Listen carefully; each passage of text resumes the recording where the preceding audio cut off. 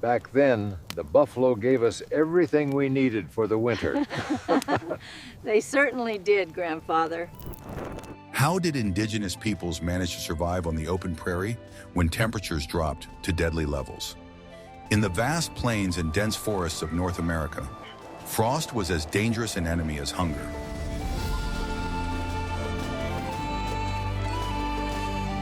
Native Americans did not have wool blankets, thermal underwear, or synthetic insulation that we use today. Every decision in clothing and home construction was a matter of life and death. Watch the video to the end to learn how ancient insulation methods allowed people to sleep in the snow and stay warm. I will reveal the best-kept secret of survival in the harsh winter conditions of the Great Plains. The main material used to protect the body was bison leather, treated in a special way to preserve its softness.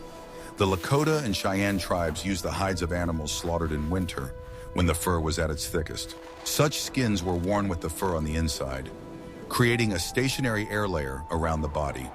The air trapped between the hairs of the fur quickly heated up from the warmth of human skin.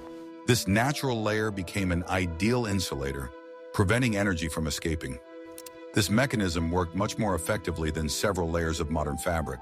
Bison's skin was so thick that it was practically impervious to the icy winds of the prairies. The Indians took great care to ensure that the material remained flexible even when wet. To achieve this, they used special compounds based on animal fats. Such clothing replaced both a home and a bed for nomads during long journeys. A second skin was often worn over the first layer, but with the fur facing outwards. This allowed snow to slide off the clothing without penetrating inside and cooling the pile. The double barrier created a real thermal capsule inside. In such equipment, a warrior could watch his prey motionless for hours. The cut of the clothing was as simple and loose as possible for better air circulation. Wide sleeves and hems allowed warm air to circulate evenly throughout the body. At the same time, cuffs and collars were often trimmed with fox or wolf fur. This provided additional protection for the most vulnerable areas. The women of the tribe spent weeks preparing a single high-quality winter cloak. The skin was scraped with bone tools until it became as soft as suede. The slightest mistake in the tanning process could cause the skin to freeze in the cold. The skill of the seamstress directly affected the health of the entire family. On particularly cold nights, the Indians could wrap themselves in several skins at once. Each new layer added precious minutes of energy conservation. The experience of their ancestors suggested that natural materials were best at wicking away excess moisture. This eliminated the risk of freezing due to their own sweat. Do you think you could spend the night in such clothes in severe frost? Write about it in the comments and be sure to subscribe to our channel. Your opinion helps us develop further. We appreciate active viewers who are interested in history. Want to know how feet stayed dry in deep snow without rubber boots? Winter moccasins were made of thick elk or bison leather. They were made several sizes larger than regular summer shoes. The extra space inside was filled with special natural materials.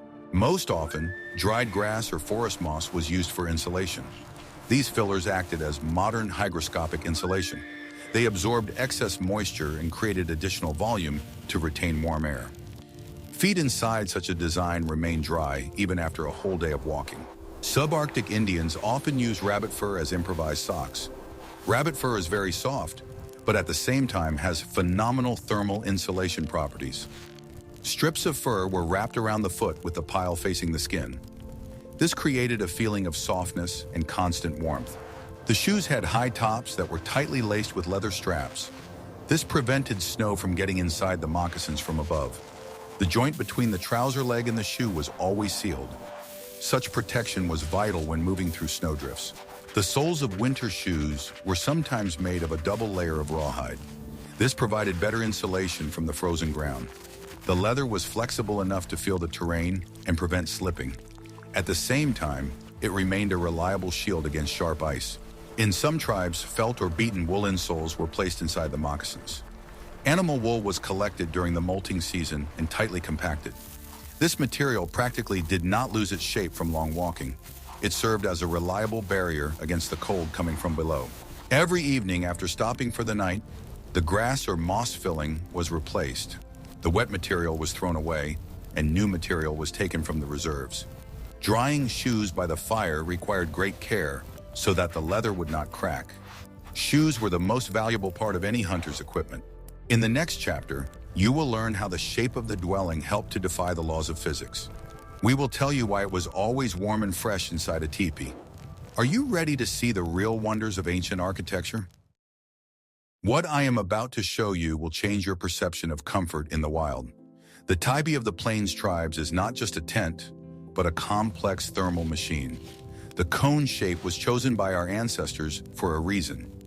It allowed them to effectively withstand the strongest gusts of the north wind. In winter, a special canopy called a liner was installed inside. It was attached to poles at human height.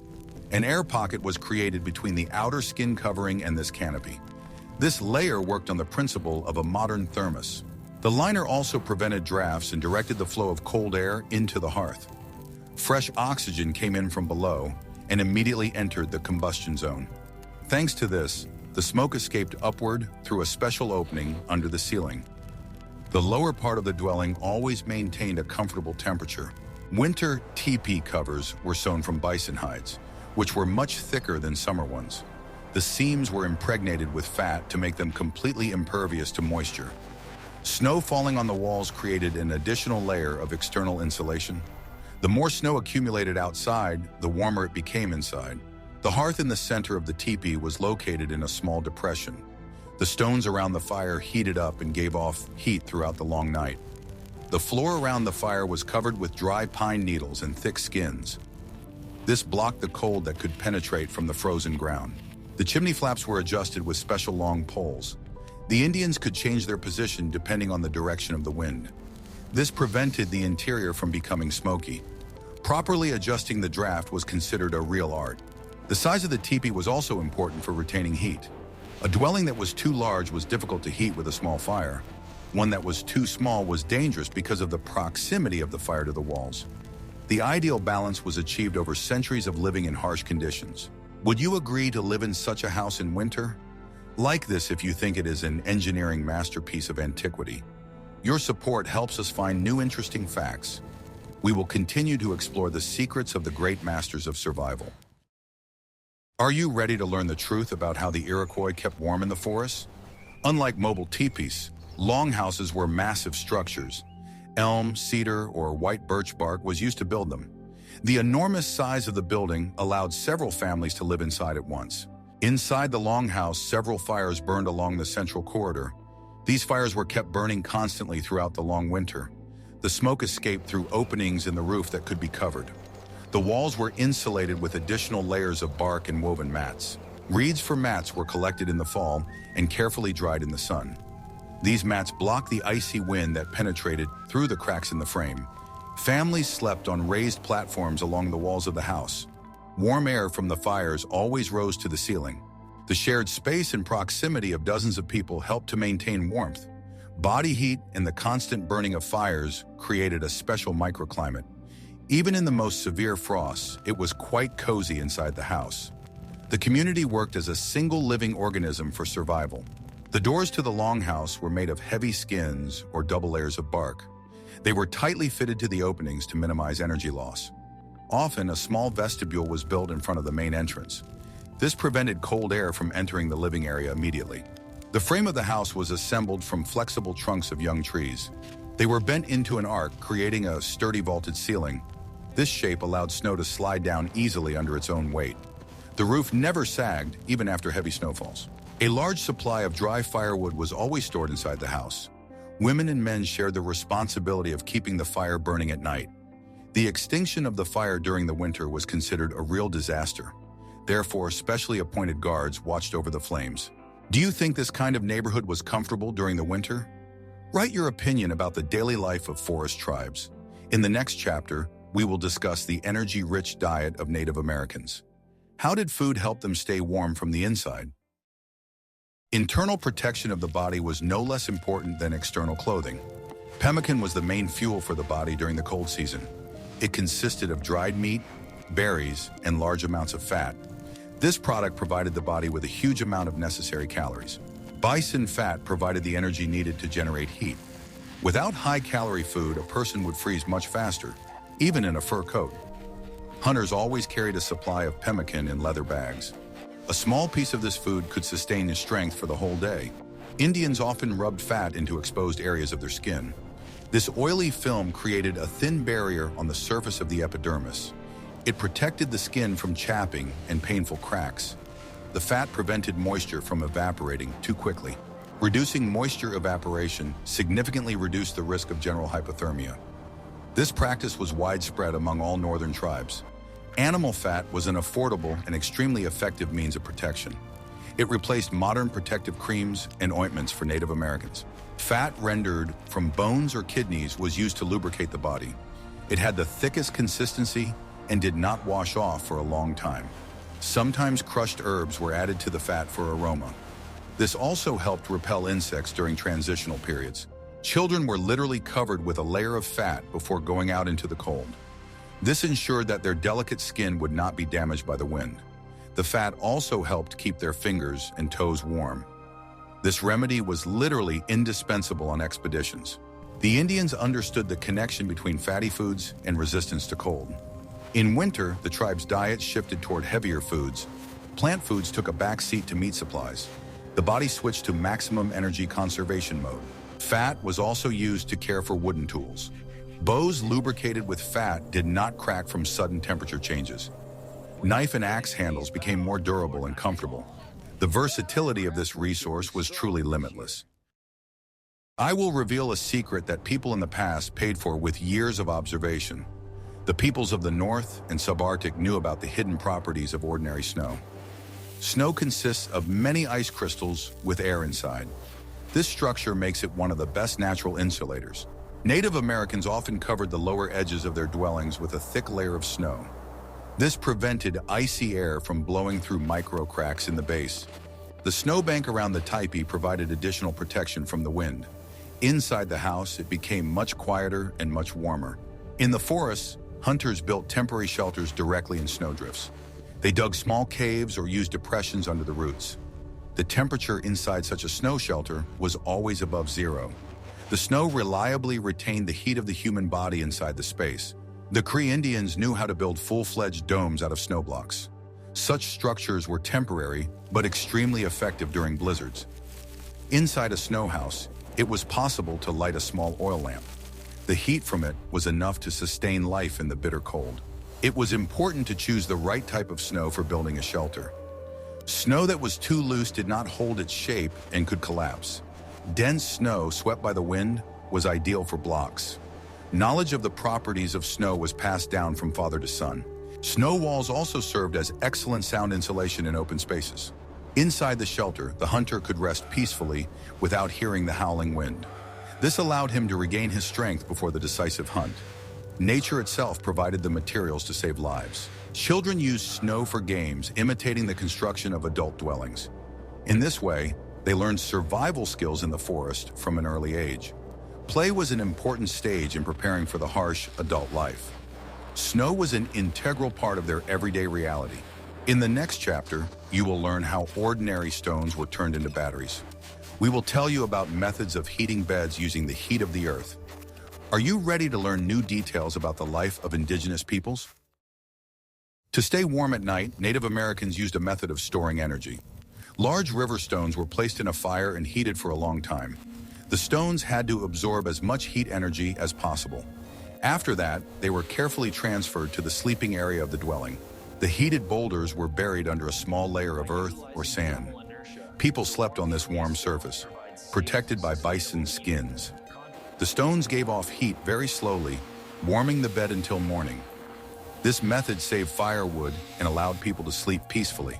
The use of stones helped to avoid keeping an open fire burning all night. This was especially important given the scarcity of dry wood on the prairie. The absence of fire also reduced the risk of accidental ignition of skins or poles. Safety and warmth were combined in this simple solution. The stones served as the prototype for modern electric heaters or radiators. Even after the fire went out, the stones continued to radiate gentle heat. The Indians knew which types of stone were best at retaining stored energy. Granite and basalt were most valued by hunters for their density. In severe cold, stones could be placed directly under the feet or back. Wrapped in pieces of old leather, they did not burn, but warmed. This helped to quickly restore blood circulation in frozen limbs. Centuries of experience allowed them to use the Earth's energy as efficiently as possible. Heated stones were also used to warm clothes before going outside. Cold bison leather could take too much heat away from the body. A warm stone made a cape comfortable to wear in a matter of minutes. It was a small but very important detail of winter life. Special wooden tongs or sticks were used to carry the hot stones. Burns were rare thanks to practiced movements and caution. Each family member knew their place in this complex ritual. The order of actions had been perfected by generations of ancestors. The warm stones helped even the weakest members of the tribe to survive. The elderly often sat on heated boulders covered with heavy bison skins. This allowed them to maintain joint mobility even in wet weather. Caring for loved ones was manifested in such simple actions. The peoples of the forests and mountains developed a unique technique for making fur blankets. Since rabbit skins are very thin, they were cut into long strips. These strips were carefully twisted with the fur facing outwards, creating fluffy ropes. Then the resulting threads were woven into a full-fledged warm fabric. Such blankets had an amazing ability to retain warm air inside the pile. Each rabbit skin added hundreds of thousands of tiny air chambers to the structure. Air circulated freely, but body heat did not escape into the atmosphere. The products were incredibly light and at the same time very warm. The process of creating one blanket required a huge amount of raw materials and time. For an average blanket, it was necessary to catch several hundred forest rabbits. The women of the tribe worked for months to weave each of these precious items. Fur blankets were considered a symbol of wealth and were passed down from generation to generation. Rabbit capes were often used as an inner layer for bedding. They were placed directly on the pine needles under the main bison skins. The combination of different types of fur created ideal conditions for deep sleep. Even in an unheated shelter, a person felt safe. Strips of fur could also be woven into ordinary clothing for warmth. This made jackets and pants more flexible and less heavy. Hunters wearing such equipment could move quickly and silently. Fur weaving was the pinnacle of the weaving art of the northern Indians. Rabbit blankets were very soft and pleasant to the touch. They did not irritate the skin and absorbed excess moisture well. Children were often swaddled in such fur cocoons during long journeys. This ensured complete protection for infants from the harsh external environment. Caring for fur weaving required special knowledge and skills. Blankets could not be wet or dried over an open fire. They were regularly shaken out in the cold and combed with bone combs. Proper care extended the life of the item for many decades. During periods of famine or unsuccessful hunting, rabbit skins were a lifesaver. Even teenagers and the elderly could hunt them. The constant availability of fur resources allowed the tribe to feel secure. The forest fed and warmed its faithful children. Natural bedding played a key role in protecting against the winter cold. Before setting up a tipi or organizing a place to sleep, branches were laid on the ground. Most often, spruce or pine branches with thick needles were used. The needles created a springy mass that did not collapse under the weight of the body. This layer prevented people from coming into contact with the frozen ground. The air inside the coniferous mattress served as an excellent barrier against the cold. In addition to warmth, pine branches had important antiseptic and healing properties. Pine essential oils purified the air inside the small dwelling. The Indians knew that even the thickest skin would not save them on bare ground. Without bedding, body heat would escape into the soil in a matter of minutes. The thickness of the layer of branches could reach 20 or 30 centimeters for reliability. This ensured a comfortable sleep even in the most extreme conditions. The smell of fresh pine needles was a constant companion in every Native American home during the winter. The branches were regularly replaced with new ones to keep them supple and fresh. Old pine needles were used as fuel for the tribe's outdoor fires. No natural resource went to waste in everyday life. The pine needle bedding also helped combat excess moisture inside the dwelling. The branches raised the bed above the level of possible condensation on the floor. This kept skins and clothing dry throughout the long stay. Hygiene and warmth were closely linked in Native American traditions. Collecting pine needles was a daily duty of young tribe members or women. They chose the fluffiest branches from the lower tiers of healthy trees. The Indians believed that trees shared their power through these evergreen gifts. Respect for the forest was the basis of their philosophy and survival. In winter, roots and herbs were often stored under a layer of pine needles. The needles protected them from direct contact with ice and snow. This allowed the plants to retain their nutritional properties until early spring. The natural refrigerator worked flawlessly for the benefit of the entire community. The use of pine branches was universal knowledge for all forest tribes. Experience was passed on through joint labor and training of the younger generation. The skill of laying the bedding correctly was as important as the ability to shoot. The quality of rest and the health of each warrior depended on it. Choosing a place for a winter camp was the tribe's main strategic decision. Chiefs and elders sought shelter in deep valleys or canyons in advance. High rock walls or dense forests served as natural protective barriers. They broke up the force of the icy winds that raged across the open plains. In river floodplains, the temperature always felt higher due to the absence of constant drafts. The trees around the camp acted as a living shield, trapping heat inside the valley. Proximity to water was a prerequisite for the long-term residence of hundreds of people. River ice was also a convenient route for communication with neighbors.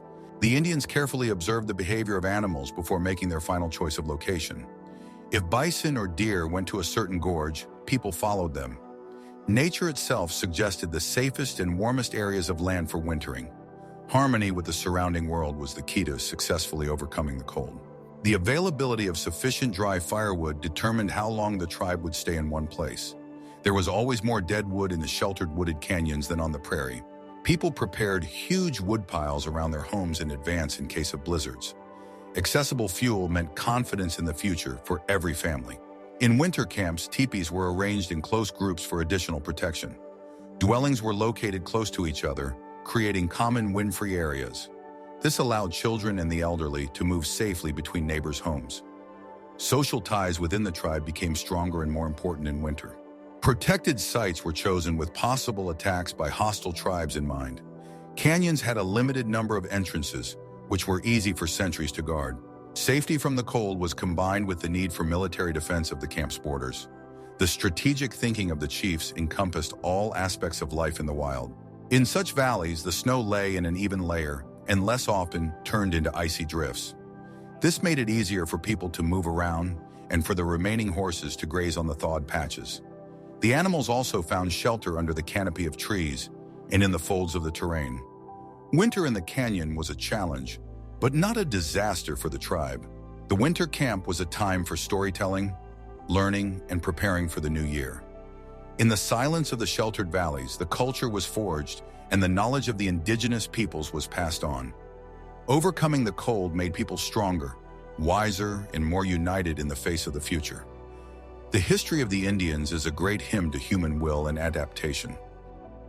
The ancient survival methods of Native Americans are striking in their logic and effectiveness. We have seen how the use of fur, fat, stones, and landscape features replaced modern technology. Which of these survival methods did you find most surprising or unexpected? Write to us about which other peoples of the past you would like to learn about in our next issues. Be sure to subscribe to the channel to discover new pages in the history of human survival.